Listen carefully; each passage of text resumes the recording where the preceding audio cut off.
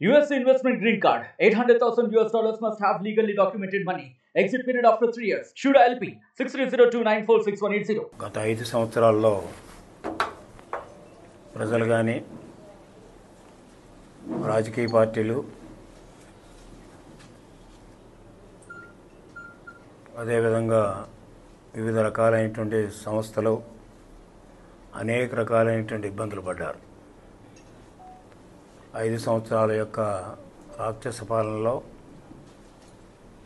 అనేక ఇబ్బందులకి గురయ్యారు. ఇప్పుడు ప్రజల యొక్క దీవెనతో ప్రభుత్వం మారడమే కాకుండా ప్రజలందరూ కోరుకున్నది ఒక మార్పు రావాలని. మార్పు అంటే గత 5 సంవత్సరాల్లో జరిగినటువంటి అకృత్యాల నుంచి, దౌర్జన్యాల నుంచి ఒక సుపరిపాలన రావాలనేటువంటి ప్రజలు కోరుకుని మార్పు తీసుకొచ్చారు. గత 5 సంవత్సరాల్లో ఉండేటువంటి వరస్ట్ గవర్నెన్స్, ఎప్పుడు కూడా అటువంటి గవర్నెన్స్ని చూడలేదు.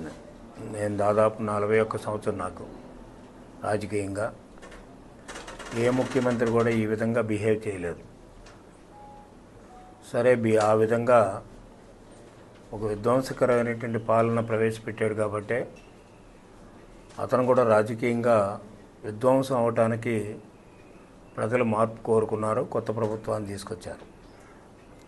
అన్నింటికంటే ముఖ్యం, ప్రజాస్వామ్యంలో చట్టసభలు అనేటువంటి చాలా ప్రాముఖ్యత ఉంటాయి.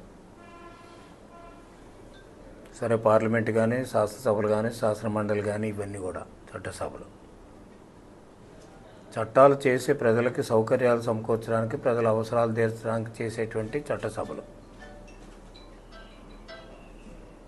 సరే, పార్లమెంట్ అవి ఎలా ఉన్నప్పటికీ కూడా గత 5 సంవత్సరాల్లో చట్టసభలు, మన శాసనసభ సమావేశాలు చూస్తే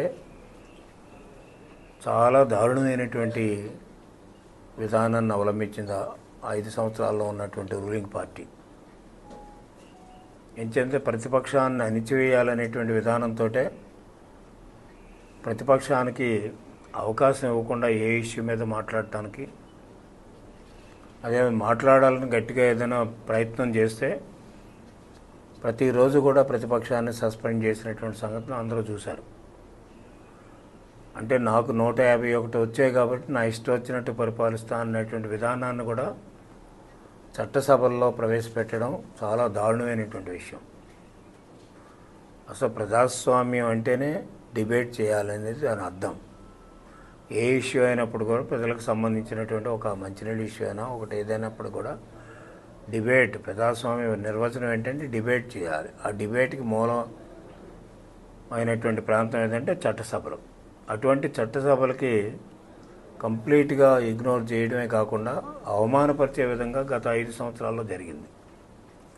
అందుకనే అతను ఇంత దారుణమైనటువంటి ఓటమిని కూడా చవిచూశాడు. కొత్త ప్రభుత్వం వచ్చింది, అంచేత మళ్ళీ కొత్తగా ప్రభుత్వం మొదలు పెట్టవలసినటువంటి అవసరం ఉంది. చట్టసభల్లో సరి అయినటువంటి డిబేట్స్ జరిగే విధానాన్ని అవలంబించాలి ఏ ప్రభుత్వం అయినప్పటికీ కూడా. ఇప్పుడు మా ప్రభుత్వం కూడా ఆ లైన్లోనే వెళ్ళాలనేటువంటిది అందరి యొక్క, మా ముఖ్యమంత్రి చంద్రబాబు నాయుడు గారి యొక్క ఆకాంక్ష. ఎందుకంటే ప్రజల సమస్యలను చర్చించడానికే చట్టసభలు ఉండేది, ప్రతిపక్షాలకు అవకాశం ఇవ్వడానికే చట్టసభలు ఉండేది. ప్రతిపక్షాలను వాటిని సరిగ్గా ఉపయోగించుకుంటే ప్రజలకు కూడా ఉపయోగపడతాయి. అంతేగాని ప్రజా సమస్యలు వదిలేసి, చట్టసభలు వదిలేసి ఎక్కడికో పోతాం అంటే కూడా అది కూడా సరి అయినటువంటి విధానం కాదు. కొన్ని సందర్భాల్లో కొన్ని జరుగుతున్నాయి, ఆ విధంగా జరగకూడదనేటువంటిది. ప్రజాస్వామ్య విలువలను కాపాడవలసినటువంటి బాధ్యత ప్రజాస్వామ్యంలో చట్టసభల యొక్క ఎథిక్స్ని పాటిస్తూ, చట్టసభల యొక్క రూల్స్ని పాటిస్తూ, చట్టసభలు ప్రజలకు ఉపయోగపడే విధంగా చేయవలసినటువంటి బాధ్యత ప్రతి ప్రభుత్వం మీద ఉంది, ఈ ప్రభుత్వం మీద కూడా ఉంటుంది. ఆ విధంగా చేస్తారని మా ప్రభుత్వం తప్పకుండా చేస్తుంది. ఎందుకంటే నా టైంలో కానీ తర్వాత టైంలో కానీ ఆ విధంగా అవకాశాలు ఇచ్చాం. ఈ 5 సంవత్సరాల్లో మాత్రం ప్రతిపక్షానికి అవకాశం ఇవ్వలేదు జగన్మోహన్ రెడ్డి ప్రభుత్వం. ఎందుకంటే వాళ్ళ తప్పులు బయట మీడియా కానీ అదేవిధంగా ప్రతిపక్షాలు కానీ ఎండగడుతూ ఉంటే సభల్లో కూడా అదే కార్యక్రమం చేస్తారు, ఎండగడతారు అనేటువంటి ఉద్దేశంతో సభలో ప్రతిపక్షాలకు అవకాశం లేదు. మీడియా కూడా కొన్ని మీడియాలను బ్యాన్ చేశారు. ఇది కూడా దారుణమైనటువంటి విషయం. మీడియా ఎవరు పేపర్ పెట్టుకున్నా, ఎవరు టీవీ పెట్టుకున్నా, మీడియా అనేది ఒక ప్రజాస్వామ్యంలో ఒక బలమైనటువంటి వ్యవస్థ. అటువంటి వ్యవస్థను కూడా నిర్వీర్యం చేసి సొంత సాక్షి, సొంత టీవీ, సాక్షి టీవీ వీటికే తప్ప మిగతా వాళ్ళకి ప్రాధాన్యత ఇవ్వలేదు. అంచేత ఈ ప్రభుత్వం వచ్చిన తర్వాత ఇవన్నీ కూడా రివైవ్ చేయవలసినటువంటి అవసరం ఉంది. ఈనాడు వ్యవస్థలన్నీ కూడా కుంటుపడ్డాయి. బ్యూరోక్రాటిక్ వ్యవస్థ కుంటుపడింది, పంచాయతీరాజ్ వ్యవస్థ కుంటుపడింది, అదేవిధంగా కోఆపరేటివ్ వ్యవస్థ కుంటుపడింది, అదేవిధంగా ప్రభుత్వ వ్యవస్థలు అయితే అన్నీ కూడా కుంటుపడ్డాయి. ఈవెన్ కార్పొరేషన్స్ కానీ ఇవన్నీ కూడా. ఫస్ట్ మనం డెవలప్మెంట్ చేయాలనుకున్నప్పుడు, వెల్ఫేర్ చేయాలనుకున్నప్పుడు ఈ వ్యవస్థల్ని పునరుద్ధరించవలసినటువంటి అవసరం ఉంది. సరి అయినటువంటి గాడిలో పెట్టవలసినటువంటి అవసరం కూడా ఉంటుంది. ఆ దిశలోనే మా ప్రభుత్వం కూడా పనిచేస్తుంది. ఇంచెంత వ్యవస్థలు సరి అయినటువంటి దిశలో పెట్టకపోతే, సరి అయినటువంటి మార్గంలో పెట్టకపోతే, వ్యవస్థలు బాగుపోతే వ్యవస్థల్లో అవినీతి, అదేవిధంగా అక్రమాలు, ఇవన్నీ కూడా తప్పుడు కార్యక్రమాలు చోటు చేసుకుంటే ప్రజాస్వామ్యం సరిగ్గా నడవదు. అంచేత మనకి మన రాజ్యాంగంలోనే చెక్స్ అండ్ బ్యాలెన్సెస్ పెట్టారు. ఎవరు ఎక్కడ ఏది జరిగినప్పుడు ప్రభుత్వం ఎగ్జిక్యూటివ్ అథారిటీ కానీ ఏదైనా నిర్ణయం తీసుకుంటే శాసనసభలో చెక్ చేయొచ్చు.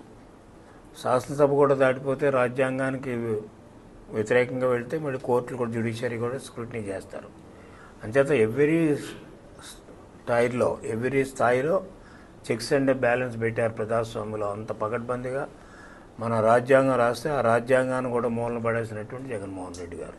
అంచేత ఇప్పుడు ఆయన ఏదో 11 సీట్లు గెలిచారా, ఎన్ని సీట్లు గెలిచారని కాదు, ప్రతిపక్ష రోల్ ప్లే చేయాలని కోరుకుంటాం ఎప్పుడు కూడా ప్రజాస్వామ్యం. నేనైతే పర్సనల్గా ఎవరు ప్రతిపక్షం ఉన్నప్పుడు కూడా ప్రతిపక్షం పటిష్టంగా ఆ రోల్ ప్లే చేయాలి.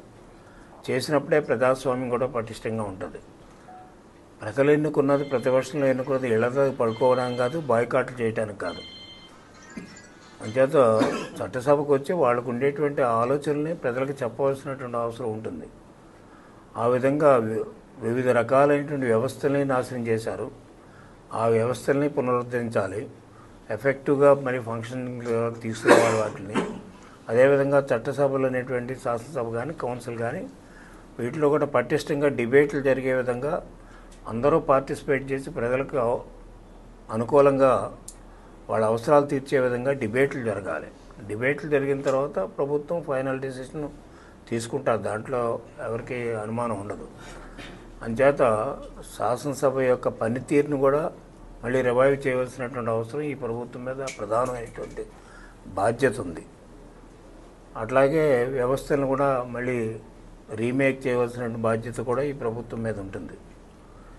ఇవన్నీ జరిగినప్పుడే ముందు వ్యవస్థలు పటిష్టం చేయాలి, శాసనసభలు, చట్టసభలు పటిష్టం చేయాలి. అప్పుడు ప్రభుత్వం ఫంక్షనింగ్ని బట్టి ఆధారపడుతుంది మిగతా అభివృద్ధి, సంక్షేమం కూడా. ఇది ఇట్స్ మై పర్సనల్ ఒపీనియన్. ఎందుకంటే అభివృద్ధి జరగాలి. అభివృద్ధి బాగా కుంటుపెట్టాడు. జీరో డెవలప్మెంట్ గత 5 సంవత్సరాల్లో. ఎక్కడా రోడ్లు వేయలేదు, ఎక్కడా మంచినీటి కార్యక్రమం లేదు, ఎక్కడా హెల్త్ సౌకర్యాలు లేవు. అదేవిధంగా ఎక్కడ ఎడ్యుకేషన్ సిస్టమ్ అంతా కొలాప్స్ అయింది. ఎవరికైతే పేదవాళ్ళకు సంబంధించినటువంటి డిపార్ట్మెంట్లు చేయవలసినటువంటి అవసరాలు ఉన్నాయో అవన్నీ కూడా పూర్తిగా కుంటుపడ్డాయి. వాళ్ళు దోచుకోవడానికి వీలైనటువంటి మైన్స్ ఇటువంటివన్నీ కూడా అవి మాత్రం బాగా పనిచేశాయి. ఎందుకు పనిచేశాయంటే వాళ్ళ దోచుకునే విధానానికి తోడ్పడే విధంగా వీళ్ళని తయారు చేశారు ఆఫీసర్లందరూ కూడా. కొన్ని డిపార్ట్మెంట్లో, రెవెన్యూ ఎర్నింగ్ డిపార్ట్మెంట్లో, వీటిలో. దీనివల్ల అంటే మొత్తం రెవెన్యూ అంతా దెబ్బతినే పరిస్థితికి వచ్చింది. అంచేత ముందు మనకి అభివృద్ధి కావాలన్నా, సంక్షేమం కావాలన్నప్పుడు కూడా వ్యవస్థలు బాగుపడాలి. వ్యవస్థలతో పాటు మనకు ఆర్థిక వ్యవస్థ బాగుపడాలి. ఈనాడు ఎకనామిక్ క్రైసిస్ ఉంది, ఫైనాన్షియల్ క్రైసిస్ ఉంది. రాష్ట్రానికి ఆదాయం లేకుండా చేశారు, అప్పులు పాలు చేశారు. అంచేత అప్పులు పాలు చేసినటువంటిది ఇప్పుడు అప్పులు ఏ విధంగా కంట్రోల్ చేసుకోవాలి, భవిష్యత్తులో ఎంతవరకు అవసరం ఉంటుంది అప్పు తెచ్చుకోవడం, ఇవన్నీ కూడా ఎగ్జామిన్ చేయవలసినటువంటి అవసరం ఉంటుంది డీటెయిల్డ్గా. అదేవిధంగా ఫైనాన్షియల్ సిస్టమ్ అంతా కొలాప్స్ అయింది. ఎంచేతంటే ఫైనాన్షియల్ సిస్టంలో ఆర్థిక వ్యవస్థ ఇదంతా చూస్తే ఆదాయాలు సరిగ్గా లేకపోతే మరొకవైపు డెఫిసిట్లు కానీ విపరీతంగా పెరుగుతాయి. డెఫిసిట్లు పెరిగినప్పటికీ కూడా మనం అప్పులు పాలైపోతాం. ఆ విధంగానే జగన్మోహన్ రెడ్డి ప్రభుత్వం గత 5 ఏళ్లలో చేశారు. అదేవిధంగా మీకు చూస్తే డెఫిసిట్ విపరీతంగా పెరగడమే కాకుండా ప్రైవేటు వ్యక్తులు లబ్ధి పొందారు. ఈ 5 సంవత్సరాల్లో అధికారంలో ఉన్నటువంటి వ్యక్తులు లబ్ధి పొందారు, ప్రభుత్వం లబ్ధి పొందలేదు. ప్రభుత్వంలో ఖజానా డబ్బులు లేక అప్పులు పాలవడమే కాకుండా అభివృద్ధి కూడా జీరో అయిపోయింది. సంక్షేమ కార్యక్రమాలు ఒక పెద్ద మెస్గా తయారు చేశారు వీళ్ళు. సంక్షేమ కార్యక్రమాల పేరుతోటి బటన్ నొక్కడమే తప్ప పేదరికం ఎక్కడ నిర్మూలన కాలేదు.